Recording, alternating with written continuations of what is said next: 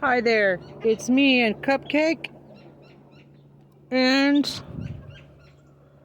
the cops who are continually ruining the party. My poor little refugee baby. About a year and a half ago now, right on my home and my family home. This place is called Reiki Southwest. It's a healing ranch out in the sticks in Tucson, Arizona. And my only family, and this is a quarter of my priding flock. This is my beautiful flamingo. Look, they're intelligent as dogs, right, Flamingo?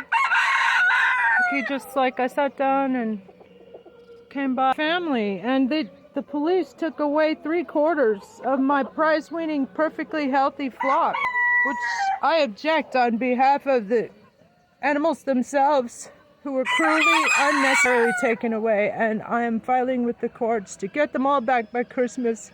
So I'm hoping that K-Gun 9, would you please help me get the rest of my perfectly healthy babies back by Christmas, because they're the only family.